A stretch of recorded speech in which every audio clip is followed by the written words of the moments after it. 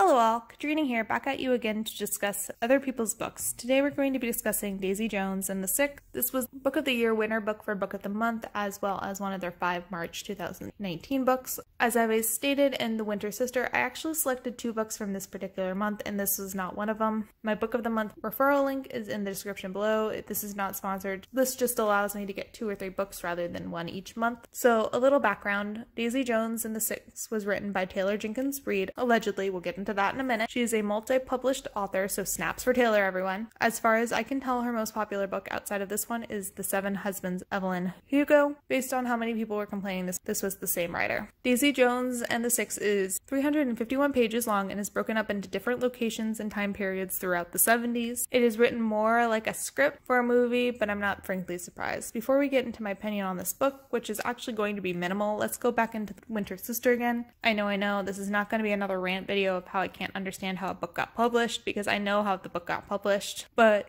remember when I said most of America has a 8th grade reading level? Again, nothing wrong with an 8th grade reading level, or if you have a lower reading level, this is just what most books are written at to get a wider audience. Unless it's a child's book or a young adult's book, most recent published books are marketed towards housewives. No, seriously. 60% of book buyers are women. Women buy 65% of all books sold, meaning they are buying more books than men. I fit into this demographic, so again, no shade. Delving deeper into this, young adult books make up 9% of subgenres bought, while 42 of the units sold are adult fiction. Only 6% are romance, which is behind thriller novels, which makes sense when you think about why The Winter Sister and 9 Perfect Strangers end up being marketed the way they are, despite not really being thrillers at their core. Book clubs are extremely popular among this demographic, and sometimes meet monthly, though average 6 times a year, with each book club having an average of 10 members, and there being easily 100,000 book clubs. You get at least 1 million women picking up books. Links to all these statistics and where I got all these facts I'm pulling out of my ass from down below. Where am I going with this? Well, 2 separate things. You have 3 separate demographics reading these books. You have the book club crowd, you have the hashtag sponsor crowd, and you have people like me who are reading this book independently without other people. With book clubs, no one's going to want to sit in front of people they know and say that they don't understand a book, so they're most likely going to say they liked it and try to say something profound. Not shaming anyone, absolutely no. If you truly like it, that's great, but humans are funny things, and we're more likely to say yes to things that we don't know to impress, and no to things we do know out of fear that we really don't know what we're talking about, and the power of persuasion exists. Moving on.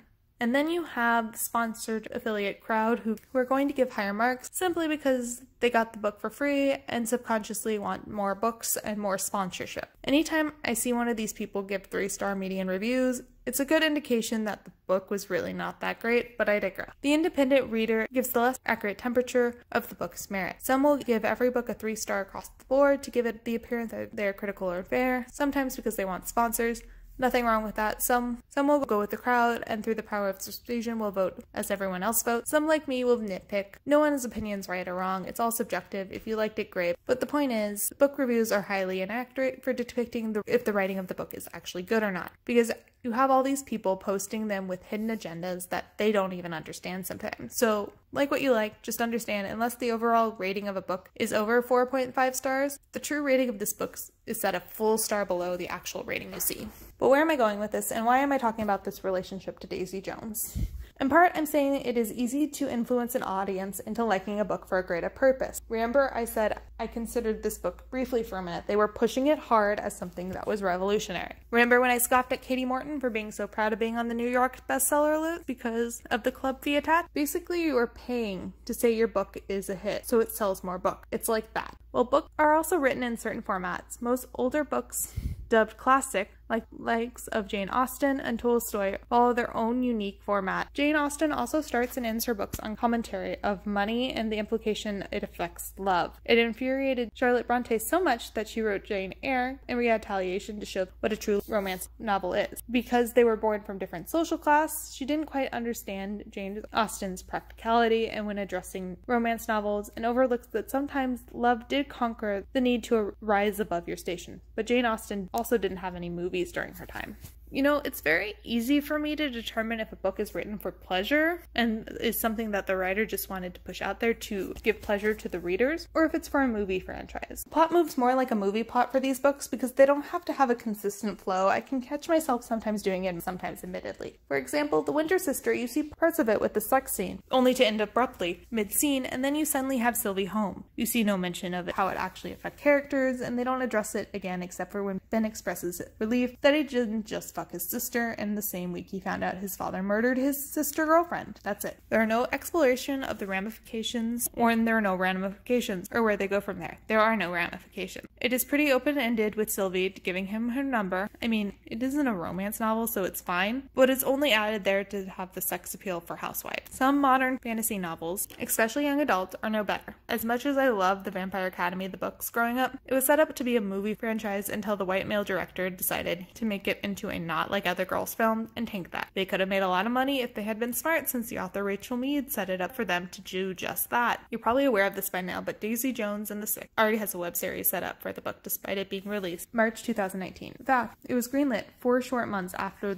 in July, with Reese Witherspoon at the helm. So this book was created and developed alongside this production. This book is the first draft screenplay. Reid was basically paid to write this book to turn into a movie. Writers can now take the critique and tweak the books to fit into the web series. Do you see where I'm going with this? In case you don't, basically, a smart publisher and team will market well. They will give out as many free copies as they think is necessary to not really critics, but bored housewives and the book clubs, and the women who want to be acknowledged. I mean, I got this book for free. They will give raving reviews out, thankful for to be in a group and feeling like they are in the know. Reviews are meaningless. Never trust the book industry.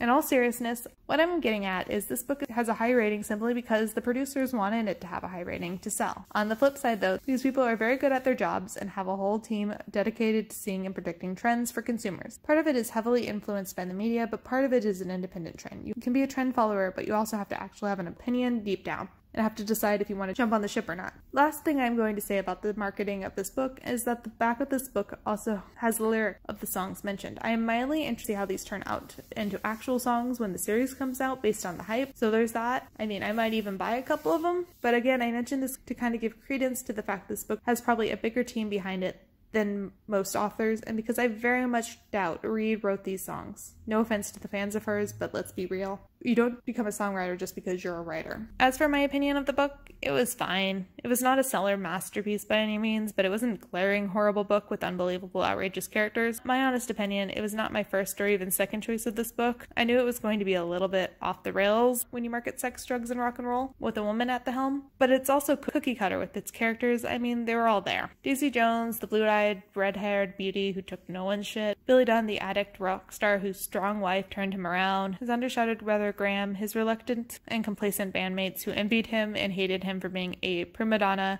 and the true talent, but just let him get away with shit. The band member who died in Vietnam, the clearly absent band member who was alive and made an interview appearance at the last moment to say he had put it all behind him. It checked all the boxes it needed to check. It was predictable and easy to read, but it was meant to be. There's nothing spectacular about this book. It was quite mediocre considering there's no outrageous twists or new perspective. It had 3 strong women form of Karen, Daisy, and Camilla, but they were otherwise generic strong women archetypes. The hardened one of the guy's keyboardist, singer who would not take no shit, and the wife of the musician who had him by the balls. I liked each of them, but I can say that there's really nothing unique about Daisy Jones and the Six for all the tooting about how special the 2 leads were. But it was written for the general audience to get as many people as possible on board for the new show. I don't think Reid's a bad writer. I think she worked within the format she was getting. Yes, it was clunky at times and varies a bit too much from the interview-style formatting to storytelling in long droves, as if there was something somewhat interesting, but that's what it is. And often these rock stars are and were unlikable. Look at Freddie Mercury. Great talent, but a reported jerk. Geniuses are always misunderstood, yada yada yada, and all that jazz. So yeah, I see why this book is the book of the year for the book of the month and good reads. It may not be a prolific book, but it was an easy and fun read. I did cry at a couple parts, I laughed at others, but it was generic. But as generic as this book was, there was nothing wrong with it, because it was marketed to be it. Well, that's all for now. Next time we're going to be reviewing my own writing a bit, to get me to start working on it rather than simply reading, and we're going to be reviewing an older book I read probably a decade ago. Ask me why it hurt. Stick with me, it's going to be fun.